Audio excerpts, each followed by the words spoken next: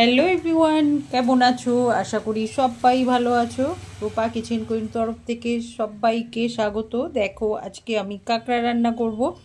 আর কাঁকড়াটা তো কাটা হয়ে গেছে পরিষ্কার করে। আর এবার কাঁকড়াটাকে আমি তেল দিয়েছি, এবার কাঁকড়াগুলো আমি ভেজে নেব।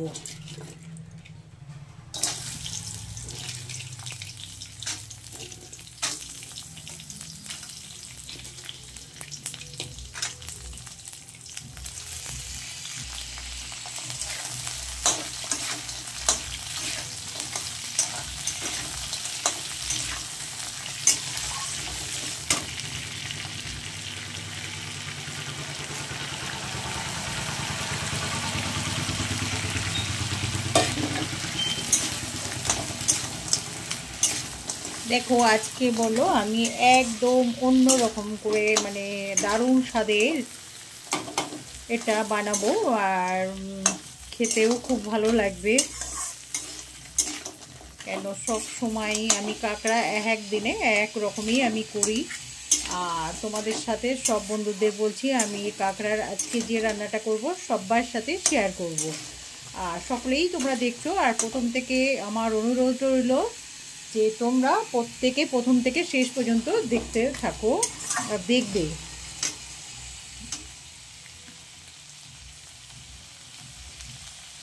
হ্যালো এভরিওয়ান, কেমন আছো? আশা করি সবাই ভালো আছো। রূপা কিচেন কুইন তরফ থেকে সবাইকে স্বাগত। দেখো, আজকে আমি কাঁকড়া রান্না করব। আর কাঁকড়াগুলো কেটে নিয়েছি খুব পরিষ্কার করে।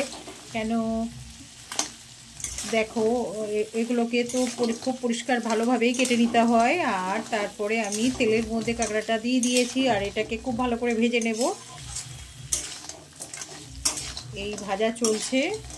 আর সব বন্ধুদের অনুরোধ রইল সবাই প্রথম থেকে শেষ পর্যন্ত দেখতে থাকবে। আর সব বন্ধুরা সবাই পাশে থাকবে, সাথে থাকবে।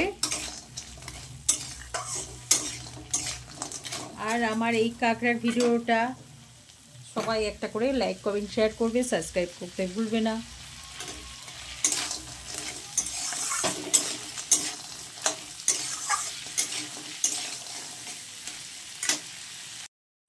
দেখো, আমি এর মধ্যে একটু পেঁয়াজ কুচানো দিয়ে দিয়েছি। এটাকেও আমি খুব ভালোভাবে ভেজে নেব। এবার আমি কিছুটা হলুদ দেব। এবার ঠিক পরিমাণ মতন, আর বলতে গেলেও স্বাদ মতন দিতে হবে। ঠিক যতটা লাগবে সেইভাবে দিতে হবে, স্বাদ মতনই দিতে হবে। আর এবার এটাকেও খুব ভালো করে আমি ভেজে নেব।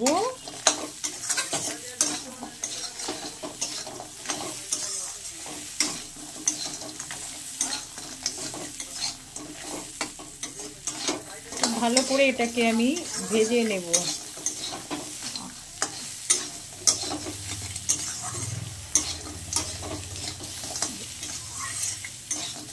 এটাও ভাজা হয়ে গেছে খুব।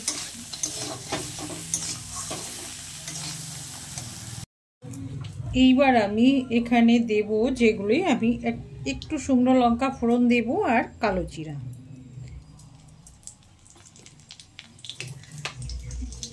ব্যাস, একটু কালো জিরা ফোড়ন দিলাম।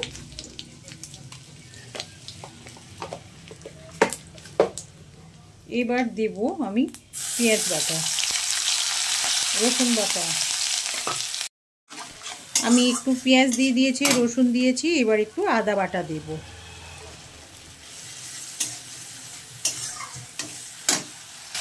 এবার আমি একটু টমেটো দিয়ে দিলাম।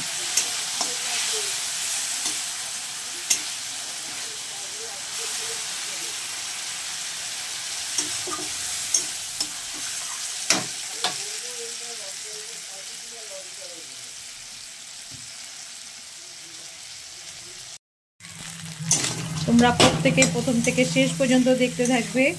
তো দেখো, আমি বলো মশলাটা দিয়ে, আর কাঁকড়াটাকে প্রথমে তো ভেজে নিয়েছিলাম খুব ভালো করে। এবার মশলাটা দিয়ে কষিয়ে নিলাম। এবার আমি একটু একটু করে জল দেব।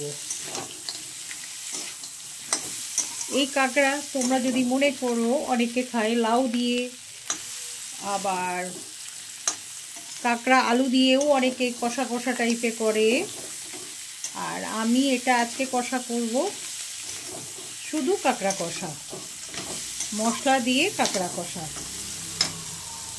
এটা স্বাদ বলো আরও একরকম লাগে না, কেন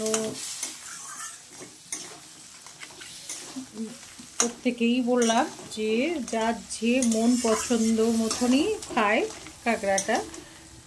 তবে আমরা অনেকে বেগুন দিয়ে খায়, লাউ দিয়ে, বেগুন দিয়ে, আলু দিয়ে, যার যেটা পছন্দ।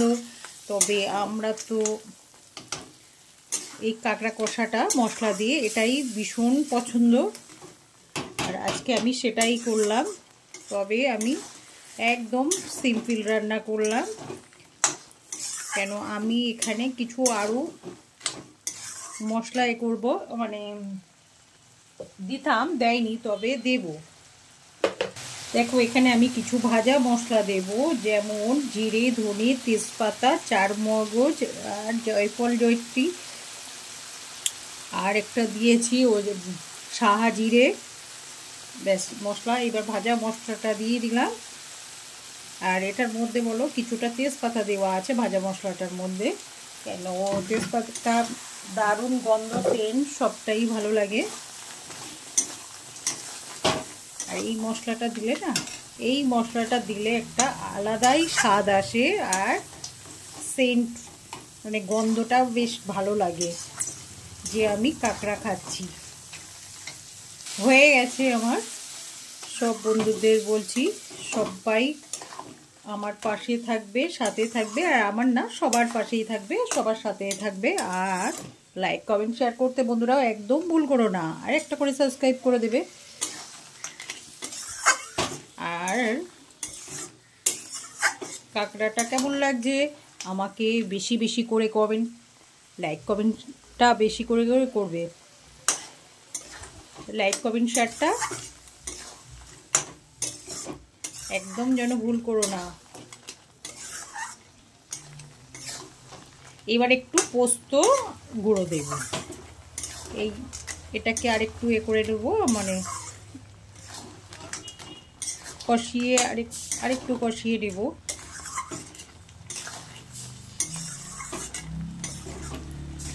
গ্রেভিটা আরেকটু কমিয়ে নেব।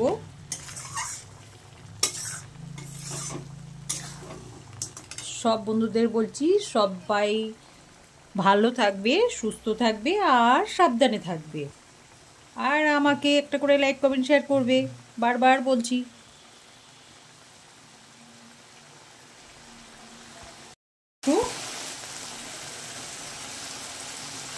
এইবার একটু বললাম একটু গরম মশলা আর একটু পোস্ত গুঁড়ো দিয়ে দিলাম, ব্যাস।